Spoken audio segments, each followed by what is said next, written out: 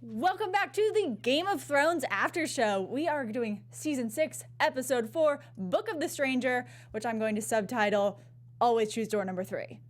You're tuning into the destination for TV superfan discussion, AfterBuzz TV. And now, let the buzz begin. There we go. The music is playing. Bum, bum, ba-da-dum. I'm going to try not to stutter too much because I am taking over for Kyle this week. My name is Sara Stretton, but we do have the normal panel on board. Kristen Snyder. Hey guys, you can check out my Instagram or my Twitter at Cinematic Escape. Cinematic Escape. Ryan Malaty. Hodor. Hodor. Hodor. That's his whole spiel, this whole episode. That's it. It's all you need. What's up, everyone? It's Ryan Malaty here. I'm actually not in the live chat today, but today we actually have Zach Wilson in the live chat at youtube.com/AfterBuzzTV, where we have the best fans in the world discussing Game of Thrones the only way that super fans know how, ruthlessly. So enjoy the live chat and enjoy the show. Yeah. So Zach, do you want to say hello? He's in the booth with us. He's doing pretty much every task. He's engineering, he's filming, and he's typing away. Yeah, hey guys, just call me the voice of winter. I'm always watching. You don't know when I'm gonna be there, but I'll be around. I like that. All right, so we are going to start, I think, with the most pumped up character of this episode, Daenerys. She has the long list of titles that could flow, but I think we could mainly say unburnt. Yeah. Unburnt today. I was thinking refried. the refried. I don't think anyone's going to go along with Refried that. queens. I don't think that has the same Refried queens. ring, but we could try. We could try. Refried queens. The unburnt, the refried. All This right. scene was so awesome, though. I mean, I felt like this episode we were finally back to the Game of Thrones that we all know and love, just because of this epicness that unfolded. There's a lot that happened. This episode is pretty sweet. I mean, I feel like the past few people were kind of, it's moving along a little slowly because they were just kind of posturing, getting ready for political, turmoil. And now we're really starting to see kind of the blood from the dagger, so to speak. Well, I think that what we've been talking about with Daenerys over the past couple seasons, people have wanted to see her get back to these roots of Being a badass. As we see what's going in Meereen, although she's been a badass, her plans haven't been completely positive. I mean, it's just always been, this is the right way, this is the wrong way.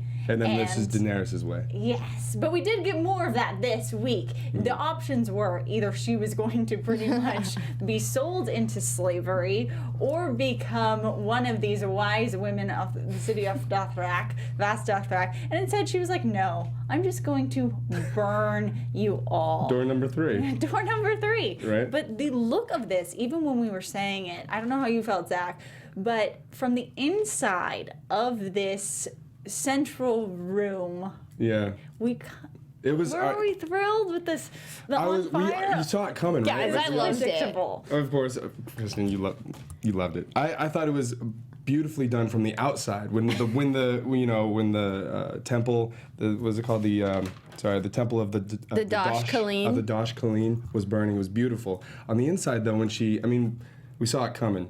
She's like, she's gonna burn it down. There was so much fire in there. Well, like she tips over a thing, and then all these supposedly the most hardcore guys in the world. I mean, she called it those you are small men, and they really did cower over a little flame bucket. I was surprised none of them tried to fight her or take her down with them. They all kind of just did the huddle in fear approach, which gives her some strength because it proves why she should be leading them if they're going to be all talk. Well, I think they probably couldn't breathe either. They're in this wooden structure, right? And I mean, we're not there, but I think that at that point, as soon as those flames turned over, I don't think that they can breathe. So I don't think they're thinking about her. I am surprised, though, like you guys said, that no one tried to attack her, but... Well, what's interesting is by the time it's burnt down, I don't think anyone outside knows what happened. All they know is that this temple just burnt down, and here comes this woman stepping out of it. I don't think they know that they just killed all their leaders. I agree. She just slaughtered all their leaders. That is a point, is that they were able to hide all this, except for the one other Colleen, who knew that there were outsiders within the Sacred City, outsiders who were warned, and Daenerys let her live. Whether or not that turns out to be a bad decision or not, it is that one, not weak link, but she really has to gain that woman's support and not be like ratted out. I think they're going to brush over it. I don't think anyone is going to say what happened in there. I think they are so mesmerized by the fact that she has survived this. I don't think anyone's been happy under the Dothraki rule the way it's been. Just like she said, they raid cities, they take a few horses here and there, they rape and pillage. They haven't been doing anything really worthwhile, and I don't think that they were happy, so I think that gladly they're going to follow her and not really question what happened within there. I think you're right. I think she has another dragon in the fold. You know, she's got the second sons. You know, she's got. Keep going. The Dothraki horde. Yes. Now. I think this is going to be her resurgence of we're really going to see if Daenerys has learned how to compromise at all. In every city she's taken, as we'll see in Meereen, like, she doesn't typically make any compromises. It's always her vision. And this is kind of her second shot with the Dothraki. She's led Dothraki before. She lost her horde through death and waking up and then basically be gone. Now it's going to be, can she compromise? How does she introduce this Dothraki and all of their own lifestyle beliefs with the ex-slaves she has, with these new masters that she might be dealing with? And is she going to compromise? Is she going to listen to anyone's advice? And before we go to Meereen, also how much of a play Jorah will be? Is she going to trust him again? And when will it be revealed that he has grayscale? I don't think that Dario is going to hide very long that he has grayscale. Right. But I think when you asked me earlier what was like a theme of this episode, it's definitely tradition. And with what you were going along and saying, with all these different armies that she's bringing together, she has broken all of their traditions that they grew up with, that they've lived by their entire life, and she's replacing them with new traditions. But she's not necessarily breaking any good traditions they have. It's really like the bad traditions that they had that she's replacing with good traditions. Has she really replaced anything, though? I think that's the point. That's what Tyrion pointed out. That Tyrion saying is creating a political vacuum. You can't remove a system of government and ways of life and just assume that it'll get filled with what you want it to be. You have to provide the means, the tools to rebuild. And speaking to that, so Tyrion comes in with, you have Grey Worm and Missandei at his side, speaking with supposedly the voice of the queen, saying these are her words and her wishes to these masters who have come into the city. Basically, he gives them 7 years. 7 a long time. It is a long time. 7 years to transition from the method of slavery over into this new political regime. This is the diplomatic method, not the military method. And to top it off, because obviously Daenerys would love this factor, he's gonna, give them some prostitutes or something to enjoy themselves. He's a politician. That's how you seal the deal. That's politics for you. Well, what's really in it for them, though, is, them cutting off the support for the Sons of the Harpy, because we know, obviously, Tyrion and everybody else knows that someone's supporting the Sons of the Harpy, so it's obviously Slaver's Bay that's still doing this. I mean, that's just his methods that he knows from King's Landing. I don't think that Dany is going to agree with that completely, but I like that he's taking this diplomatic approach and doing something different and filling that gap with what we said, a new tradition, because she's just been taking out the old traditions and not necessarily having a true vision of where to go from there. I really liked what he said, let us sail in the tide of freedom instead of drowning in it.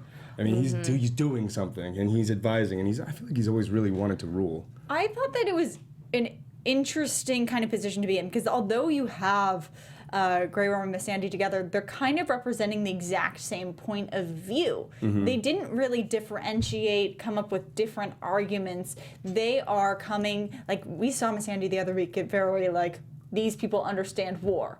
Grey Worm's, he's staying now a little bit on the peaceful side because he doesn't want to completely cross the line, but we only have the Tyrion versus them. Where's Varys? Yes. Thank you. Okay, I yeah. was like, where is this guy? I mean, he's one of the advisors. He's one of the key. I mean, he over there still dealing with who we speculated to be a leader of Sons of the Harpy, Vala. Is he helping Vala get Yeah, is that what away? he's I doing? think obviously whatever Tyrion says, Varys has already had a pre-council meeting with him, and he just knows you can't have too many people speaking. I mean, even Grey Worm and Missandei, they didn't speak until they were acknowledged by the slaves. You could tell they wanted to. They're just like, oh, Yeah. what is he saying? What is he doing? And Grey Worm made a point to say, you will not use them. They will use you. That is what they do. Is that what's going to happen? I mean, are these slavers bear? Trusting the slavers and how this can you trust a will slaver? turn out when they can't even admit to being funding the Sons of the Harpy out loud. Right. I think that it depends how we see this show going. If we do have, and what they want Daenerys to be, because if Daenerys leaves Meereen and goes to Essos with the Dothraki, she needs to have a positive reputation to stand on. Right. And so in that way, you would want them to conquer. But they always have, or they're probably going to want to have Daenerys find that third door, that other option that actually leads to success. And she has 7 years to find it. No. I don't think, obviously, we're going to use that time, but I think, obviously, she's uniting all these armies, like Jon is uniting, the armies on his side of things. That was kind of my theme of the episode. I'm like, we're making new teams. Yeah, bringing teams New together. alliances. And this is just, for Daenerys, another team of women, where it's pretty much going to be all women at the head of all of these cows. So I don't know. I mean, they do have like a male army that's there, and I think she's kind of got all the Dothraki. Even though this is where all the women are, I think all the men will follow her now too. They I kinda can have agree, to. but the Yeah. second in command, if you get rid of all of the calls, who's the calls go to for wisdom is the women. So it is like this next level of people who Yes. to communicate to this all of these hordes of Dothraki is going to be all women primarily, unless men start rising up. So you have this horde of Khaleesi's. You have the Dothraki horde, the Unsullied, the Second Sons, and dragons. What else do you need, Khaleesi? I find it very interesting thinking about the fact that she's got another army that uses slaves and takes slaves, and if she's going to march on people for having slaves, how are the Dothraki people going to react to that? Even if there are no calls left. It's completely true because it's a battle true. she's already had to fight, and her previous way was taking them under protection or claiming so many people herself, and even she had to kind of secede some of them once in a while. So it is, where is she going to bridge all of these cultures? I think she's going to have to compromise, because I don't even know if you could make me believe that all of them are just like, you're right, scrap society from scratch. We're just going to go with this new utopian vision. Yeah, I think that's what Tyrion comes in with. It's like, this is what you have to compromise at a certain point. But as It's Really in the chat points out, Dothraki only follow strength. Right. True. And she just proved that she is the strongest.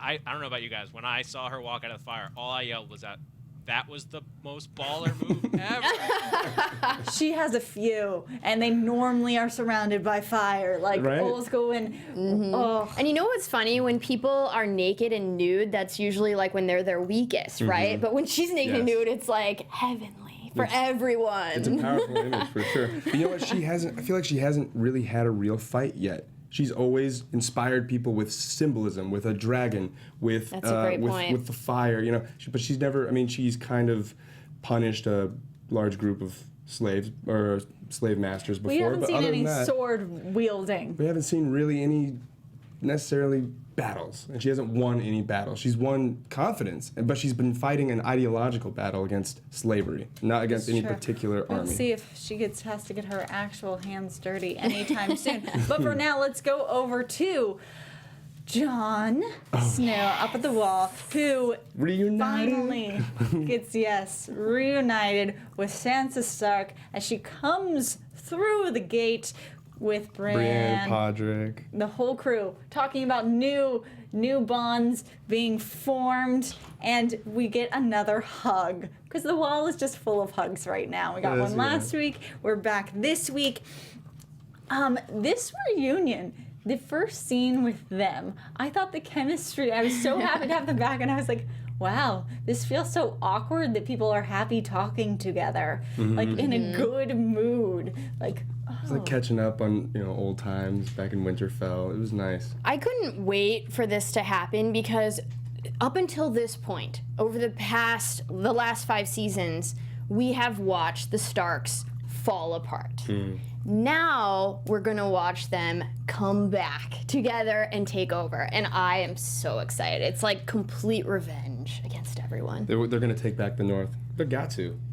They're going to. I agree. I thought it was interesting before we get into the motivational letter that they received from Ramsay. Come and see. I thought it was just an interesting note that why they are focusing so much on him, on the sword, on Mormont's sword, on him defying the title of commander. Like, we heard him say again this week that he is not the Lord Commander. We see the rejection of this kind of, he's not holding on to that part of himself.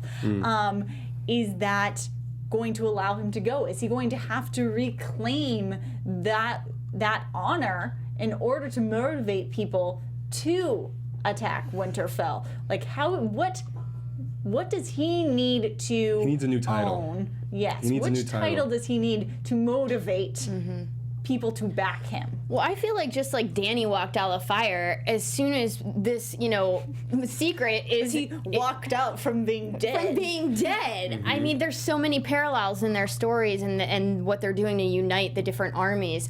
But I just feel like, he's not going to reclaim Lord Commander because, as we talked about, you lose a piece of yourself when you come back from the dead. That part's gone. That part he lost. But people are still turning to him for leadership. He's a natural-born leader, and he's trying to reject his position as Lord Commander of the Night's Watch. He's not. His watch has ended. He died. Yeah, which I was very happy that they finally vocalized that in this, and vocalized that point that technically he could be released from his oath because he has died. So and who is he that now? title that you're talking about, well, he's the prince that was promised. Aw, the prince that was From the promised. very depressed Melisandre. Who is now very depressed and scared, Melisandre, because Brienne of Tarth kind of knows a little bit. Yeah, so we have Brienne of Tarth talking to Sir Davos and Melisandre in what was not an explicitly threatening conversation, but was not a friendly one. Just talking about how accountable or how connected she knows they are to Stannis's demise and Renly's demise. Renly. So how she killed Stannis, she's totally upfront about that. Yeah. She's got And how sword in hand. Shadow Baby from Stannis, from this dark blood magic, killed Renly when she was part of his Kingsguard. Yeah, she's going to be watching him pretty close. She's going to be around. But she, wielder of, Oath Keeper, she said it is in the past, but she will not forget. Which I think is great because Melisandre has said she's going to follow Jon and do whatever he wants. I think we know Davos is going to go too, right? And so I think Brienne's going to be there too, and it'll be great because Brienne will keep Melisandre in line, I think anyway. But does Jon know Melisandre is going wherever You mean is she going? invited? This is the question. He kind of owes her a little bit. Well, and plus, he needs her to bring him back. I don't think there's going to be You think Jon Snow's gonna die again? I think before we have the conclusion of Game of Thrones, I think he will die again. I don't think it's going to happen as many times as Beric Dondarrion, 6 times. I don't think that's going to happen. I think that he's going to need her at least one more time. Kristen's prediction of the day. More dying for Jon Snow because the fans haven't been through enough. But It's expected now. One more just point at that table. How about the chemistry? Come on, let's ship Tormund, Giantsbane, and Brienne of Tarth. What do you guys think? I said this from the very beginning. Even before the time of the table, when she rode on the horse, I was like, oh my gosh, giant warrior babies from Tormund and Brienne. They would just rule the world. Wouldn't they? With honor and ferocity. But there was looks at that table. I think they're building this relationship. And we already saw chemistry kind of happen with Brienne and Jaime, or at least if you were a fan of that, I was, a couple in the past seasons. So now, Tormund and this alliance, could this expand? Because Brienne is kind of flying solo. We have Tormund, who is the figurehead of our wildlings. We're going to need these men soon. We have Sir Davos. We have Melisandre. Who are they leading at this point? There's not a ton of people. They got nothing. And they now Well, do they have anything left of Stannis' army? all dispersed. Or are all pretty dispersed? much. Because Pretty they were much. sellswords, pretty They much. were running back to the forest. Everyone was just fleeing as the killing was happening. So they're I am seeing some ship names. yes. Yes, this is what I needed. Alan Zepeda says Brimond or Torini. Torini. Peter D says Tormund. No, this is It's I like Torini. Oh, Torian. We will work on this. We will work on this Yes. ship name, but I think it's my favorite love story that could happen right now. I like it. Completely. Out of any of the characters, this would be my Torini. favorite Yeah. one. I'm Italian, so I'm going with Torini. Perfect. And we will need this love affair as they might be going into battle soon with Ramsay. So, Ramsay today, did anyone think that Osha was going to succeed in killing him? No. Like, even when we were watching it all together, I was like, yeah, she's going to get the knife, but he's going to kill her first. Like, oh. And then finish eating his apple in such with a the same knife. cold way. Of course. There was a brief moment where I thought he might bite it and it would shift some crazy direction. Because the Game of Thrones has done that before. But it was only a fleeting moment. Yeah, I like that, though. fleeting. I like what you were going with, Zach. I thought he was going to start flaying her just like he did Theon for more information, but didn't need to. I was He already having knew Pirates everything. of the Caribbean flashbacks. Like, I'm going to have a whole bushel of apples. I just realized, is that why he eats, like, he was eating such thin pieces of the outside of the apple. Was he flaying the apple? He I was. think he This was. is how you Nice, eat Zach. everything. You just fillet them. You fillet the fillet. But what we had, so from information from Sansa, we have that supposedly Ramsay has about 5,000 people. We don't know if this includes the Umbers And the car starts. and the Karstarks. I don't because think it does. That came after. So all the information that Jon Snow has is that he thinks it's about 5,000. He says he has about 2,000 coming from the wildlings. There is the unexpected force probably coming from the Vale, Yes. where it's going to get to. But is this even going to be nearly enough if it is 5,000? And if that doesn't include other families? Well, this is what I think. We've got Melisandre's magic. We have giants. We have giant. Is it just one? But Tormund's pretty giant. Brienne's pretty. I mean, they count for at Hodor. least 5 people. Then we have the sub-giants in the north.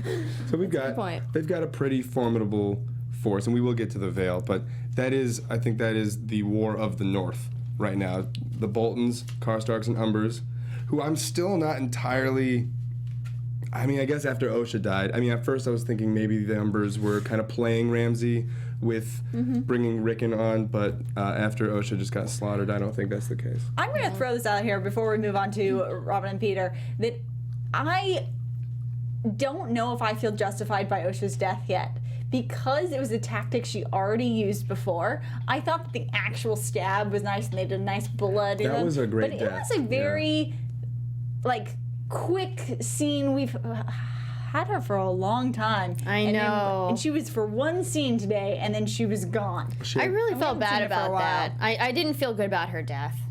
Well, I think she it had should've went nothing. on. She had really had nothing left to offer. The only thing that she had left was possibly try to manipulate Ramsay and kill him using sex. And she was such a fighter. We would have needed her to try and get Rickon to escape over and over. I would have again. rather have seen just a little bit more from her, a bit more of a fight, and a bit more of me believing that she could actually pull this off before we just kill her. Because I felt like she deserved more. Like you said, we've had her for seasons, and we know she's used a fighter. This tactic, so it's a little predictable. But let's get in it to our Robin and Peter. Littlefinger. He's like my favorite, and he's back. I've been waiting for Peter Baelish to come back. You can't say Baelish without Bay. All right. He's the best. No, he's the best. He's always 2 steps ahead of the game. That's what I love about him. He's like a master he's a chess master in this Game of Thrones. Yeah, so he brought in a present, which I'm sure has more symbolism or meaning. Right, for sure. Like, I don't know if it was like he's always been the mockingbird and this is more than a mockingbird. Like, is it rising up? I don't know what the meaning is here, but what it does is very quickly, it shows that Peter has power over Robin's decision making. Like, Robin has been in the protection of Royce for quite a while now. Obviously, it's not working. You get that by the shooting arrows. It's just like, there's not a lot of growth here. There's just disappointment. It is just falling flat, not doing well. But Peter comes in, and then the instant he puts someone's life on the line who doesn't deserve to lose it. Royce had to literally could not defend himself. All he could say was how faithful he was. He had done, that we know of, nothing wrong. He's trying to protect Robin, to turn him into a lord, the leader that it's his responsibility to raise this man, or this boy into a man. But that's not what Robin wants. Robin wants to throw people through the moon door and play with his falcon. And Peter knows that, and so now Peter is Uncle Peter, and he's playing him. Sorry, guys, like but I really wanted to see the moon door. Like, I feel like if we're revisiting Robin, it's not Robin unless we see the moon door. So, like, maybe they should have attacked somebody else before Lord Royce and threw them down the moon door, but it just, like, it wasn't... You wanted to see the moon door they've been again. taken away from pretty much the moon door. I just think they've just completely destroyed House Aaron, pretty much, because from the get-go, season 1, House Aaron was supposed to be ruled by this man that we'd heard so many great things about, who raised Ned to be like brave, honorable, but everything we've ever seen of our House Aaron is just on a whim killing people, repeatedly putting the lives of people who don't deserve to be killed at risk. And they still have a lot of power, but it's not like a... Royce, I think the key point of this scene, what was trying to be said here, is that Lord Royce, he's the commander of the armies. He holds the army's confidence. And now he has ultimate loyalty to Peter Baelish. So He has to. He has to. And so now we have an army that it's in Peter Baelish's best interest to go and get Sansa. So now that's almost a guaranteed force coming back to the north. It's also one of those ones where I'm not rooting for this force, but we need them for numbers There's right just somebody now. we so need, we yeah. have to. And I feel like Robin has always sort of tread the mentally ill line. just sort of like sick from his mother. Like, there's like a sickness there. Oh yeah. But I'm excited to see what happens when is he going to be leaving the Vale? Is he going to stay there and just Lord Royce and his army will go? I'm interested to see. He's going to stay and play with his falcon while Peter Baelish is going to be calling all the shots. We will see who we will root for in this. Also, I have yet to pick my side for this next battle that might ensue that's happening in King's Landing. Yes. Oh boy. So, a lot of forces coming together, making amends, seeing where loyalties lie, but your players are pretty much the 7. You have the High Sparrow, you have Septa Anella, who's just brutal while she's there. You have their whole regime. Then you have the Small Council. Then you have like the wannabe Small Council. The smaller council. The wannabe, and then you have your King Tommen, and then in these cells, we have Marjorie and Loras, who Marjorie's attempting to get a little bit of power back, it seems. She doesn't have a good plan, though. And you know what? I'm so sick of the High Sparrow, and like his stories are terrible. Like anytime he comes on the screen, I'm just like browsing on something on my phone that was also Game of Thrones. But I have no, I don't care about him. I can't wait for his death. I mean, his speech in this was directly tied to the episode. It was about Book of the Stranger. I believe it was verse 20 AD 5 or something, and it was how he kind of changed the actual wording from the book, and it's more about how he went to this feast and how he did all of these exuberant things that were sinful, and he had to basically want nothing, and he related that, and then there was some sort of segue, and all of a sudden Marjorie wanting her family equals Marjorie wanting sin, because you can do no right in this world, but even though she wants sin, he's still going to eventually ... let her see her brother, which was a sin. I really, as far as the High Sparrow goes, I don't know. I enjoyed the writing in the scene. It was the story kind of irrelevant, but I think you kind of think he's trying to manipulate Marjorie into what he believes. But what I saw right through it, and what I saw was, here's a man who gave a lot of his time to try to feel like he was living a life with purpose, but it wasn't the gold, it wasn't the wine, it wasn't the women. What he realized he wanted, I still think he wants power, and I think he's finding that power through this path. I mean, he says I'm it's calling his truth, bluff. but yeah. I think he wants to overthrow an empire, and I think he wants to rule the world. And the High Sparrow, he has plans. Maybe man. it's a good thing that we can be divided on whether or not he's actually a true believer for a good way or a bad way. Like, I think that they haven't really, because we never really see from his point of view the scenes, so we don't know exactly what he wants or the overall aim for this. It just seems that he always is kind of accusatory in what anyone else wants. There seems to be no answer that would actually satisfy him. Why? Except What's for with all the atonement of queens and people in high power? Why isn't Jim Bob on the corner store doing atonement? Yeah, exactly. He's taking down peg by peg, and what I mean, I'd like to call this war that's about to happen when we'll get to King's Landing and the Lannisters and, we can, because, and the Tyrells. Because the Cersei, two pillars, right? Yeah. Pillars of faith and pillars of the crown. Can we just throw the High Sparrow through the moon door? Yes. But would he fly? I mean, we have a line to the die, moon, and then the we'd moon be door. done with him. it would, Yeah. and that's the thing. If we removed him at this point, nothing would really have changed in King's Landing. If he just completely disappears tomorrow, what happens? Yeah. I don't know. Like, then This you is have to useless. have everyone in King's Landing. It goes back to, okay, Marjorie is the queen. Like, how do they feel about all? I guess they have to realign themselves with everyone in the North who they still think they have connections with Littlefinger, but that hasn't been talked about in a long time. You still had Cersei, who was on a headhunt for Sansa, but that hasn't been talked about in a long time. And the only thing you get from Cersei is that, which I think was to make a point, is that the High Sparrow wants to have a land of beggars. Like, that's what he wants. He wants everyone to basically have nothing, which is a boring show. Well, I love the line that actually unites the Queen of Thorns and Cersei, is Cersei putting that thought in her mind that Marjorie would have to do this walk of atonement. And at that point, they become an alliance because they have a common interest. But Cersei's obviously just doing that, for the time being. She is going to be their alliance till she gets what she wants, which is the High Sparrow to, die and dissolve.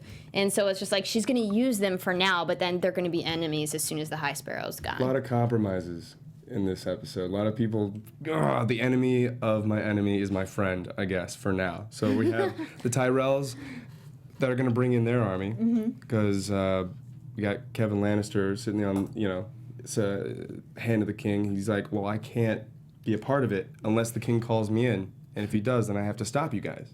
But you're not going to let that happen. So you have Lannisters and Tyrells forming one pillar of the war versus the Faith Militant. And I can't wait to see it go down. Well, but the thing is, nothing ever goes to plan. The plan right now is that Marjorie will never have to walk. The plan right now is that really it's going to be the Tyrell people. But they did make a point to mention that Lancel Lannister could be a game piece in this because Cersei made it seem like he still has weight for his father. Who knows what his father would do for them? So it's not a perfect plan. Yeah, it wasn't Lancel Lannister doing what he did. It's what the High Sparrow, what he did to your son. Now all of a sudden Lancel's a victim, and she's leveraging that to get what she wants. So we will see. Also, before we go on, we got a little bit of Pike this week that was just, I felt like, supposed to remind you that Theon no longer has certain parts, but he apologizes to Yara in a very crumpled display of being a just ruined person that has been torn apart, and she seems to already, I know she was trying to be like Stonewall and like, you're a horrible person, but I could already see some cracks in that, and she was feeling the sisterly love. Definitely, and it helps when he's like, I don't want to be king. I want you to rule. The people admire you. They will follow you. And we kind of knew this. Sarah, you said this a couple weeks ago that this was what's going to happen. I really wanted him to go and kill Ramsay. I hope that still happens, but you were right. And I can't wait to see what the King's Moon ceremony is. So this sounds like the big So that's still happening, even though Theon would be the direct heir, right? Or is it Euron? And where is this guy right now? So we haven't really... This is why we need Kyle, and we will hound him about this next week. Kyle. Is because we haven't really heard a ton, at least on the show, about how Pike determines their leaders. Right. We know that from earlier this season that supposedly a woman has never ruled. We know that we have this claiming to be drowned god, the brother Uncle of Man. Euron. I think that's what we're Greyjoy. naming him, but we have to look in the credits. He's coming back, saying he's going to have a footing in this race, and now, just coincidentally, just by dumb luck, Theon Greyjoy has arrived before this ceremony. Who knows if being the heir or being who he was, if he had come after, if that could have changed anything. We don't know the rules that are governing Pike. We don't know how they pick their king enough. But that's what's exciting, is that probably we're going to find out.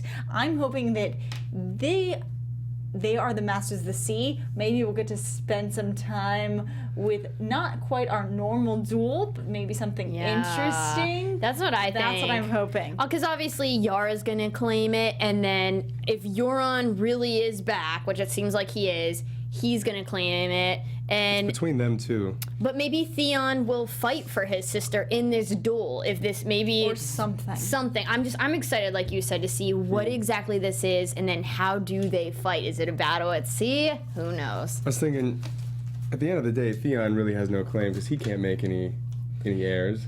He has no claim, does he? He doesn't have that claim, but he has the claim of supposedly being the heir, or at least that's how most of our royal families have worked thus far in Westeros. But who knows? I do not. Kyle, you're going to have to comment, or our chat's going to have to tell us these governing rules for Pike. But for now, I think that pretty much covers most of the episode. In the previews, we did see we're going to get more of Arya.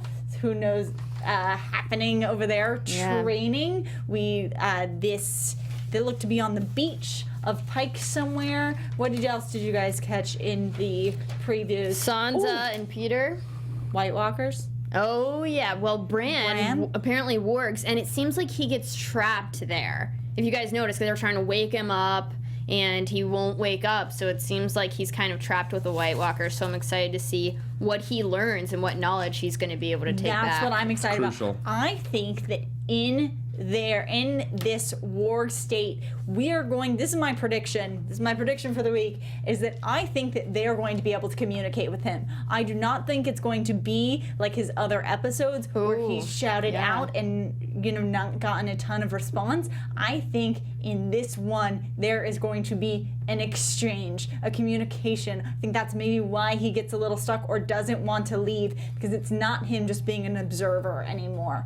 You guys have anything?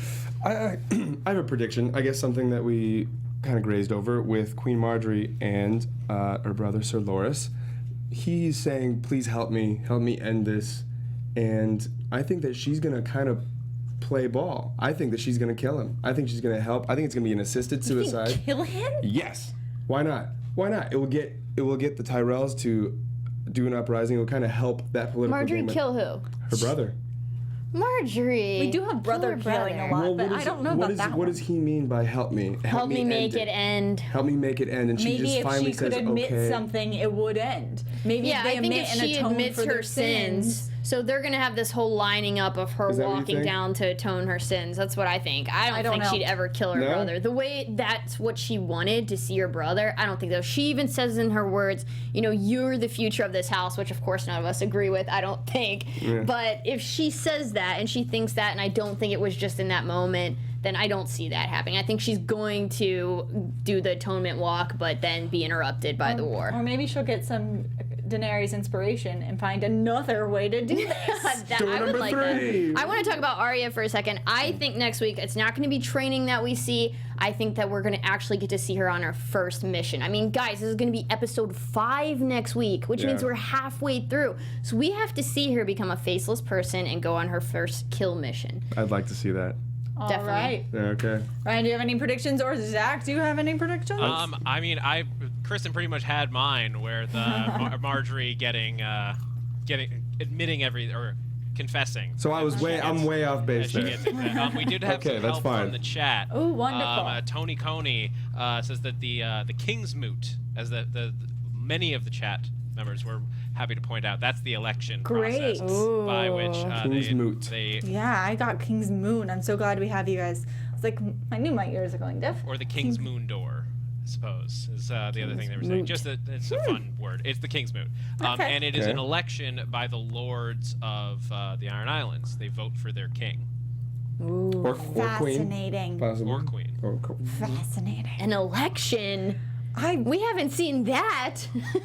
What are these rules? yeah, wait. I told you, fascinating. I'm hoping we're gonna.